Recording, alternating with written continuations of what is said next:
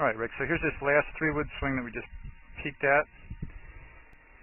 Again, from this face-on angle, like you noticed, there's not a lot of hinge over there, and as a result, there's not a lot of rehinge over there, which I think is totally fine by now. I really wouldn't want you to worry about that yet, because that would really foul you up here the last couple months of the season. But what looks nice here is the way those arms are pretty well extended through the backswing and the part of the downswing. And again, we know they don't get too great here.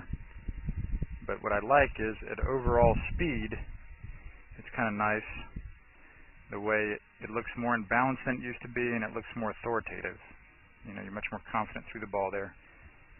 And then over here, like we've talked about, that little loop thing that, you know, this is kind of pretty conventional here, where there's the backswing on the yellow line downswing. So there's that kind of a backward loop for a lot of the tour players, not all of them, but a lot of them. And we know for you, when I drew that line on there for you, it was the opposite loop, where it's steeper on the downswing on the orange line there, flatter there on the yellow line, steeper there. But it's kind of neat, because when you tried to do something different, you pulled it off on the very first try right there, where it was steeper on the backswing, flatter on the downswing, more like the tour player we saw a moment ago.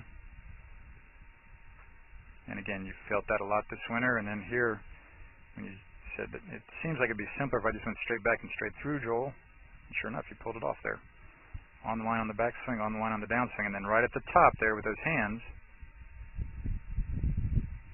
you definitely don't see as much of the, there's just that slightest hint right there with the hands taking the club head a little steeper, but very marginal, especially compared to where it used to be.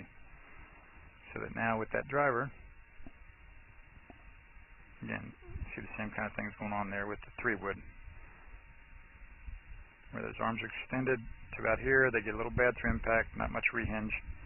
But over here, again, there's that little hint of the hands doing the bad stuff at the top right there. But still, that's so much closer than it used to be. And then again, I'm loving that this is up above the line after impact. That's helping you a bunch. That you definitely have the feel, and it's through the top of your left shoulder there. So that's, again, a big part of the consistency, in addition to all the good mental game stuff you've done the last few weeks. All right, man. Any other thoughts or questions? No. Keep putting well. Yes, I'm putting. With the good routines there, all the Stockton stuff. That's great with the golf psych stuff. This is Joel Suggs. I sure enjoyed meeting you down at the Cincinnati Golf Show this weekend and showing you your swing on the 2D equipment that I have. And so I want to take about 2 or 3 minutes to just show you around Meadowlinks. This is the studio I use in the winter for all my students. You see there's the down-the-line camera angle for our 2D equipment. And then we have the face-on camera angle also. And then what we also have here is 3D equipment to where I can show you your swing from 6 different camera angles with this 3D equipment. And we can get your swing from down to the 1/120th of a second in terms of exactly what your hips, shoulders, and hands are doing in the swing.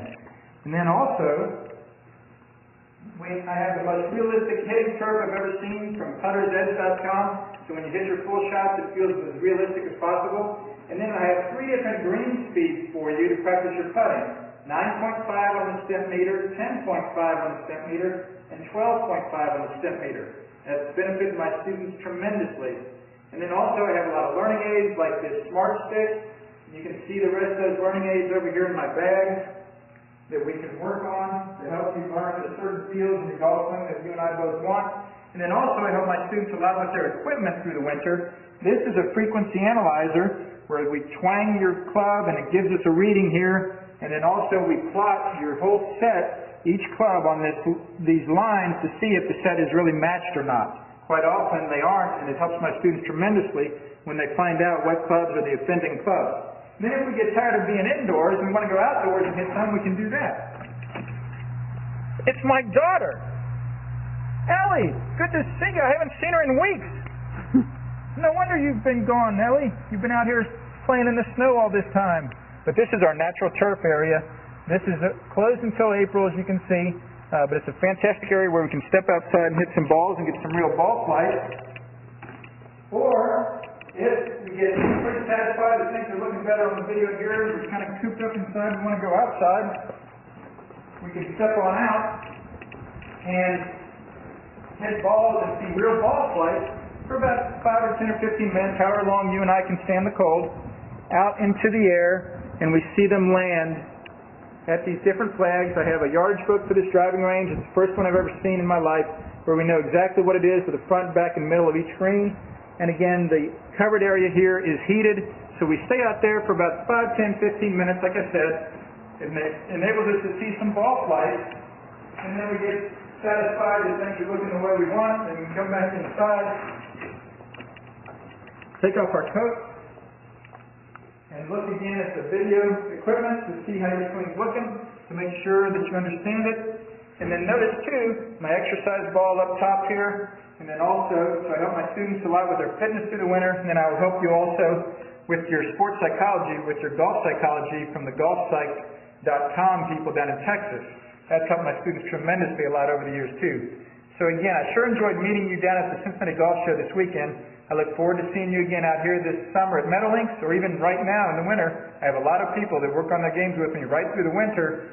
Check out more information about the things I do to help you at joelsuggs.com. Take care.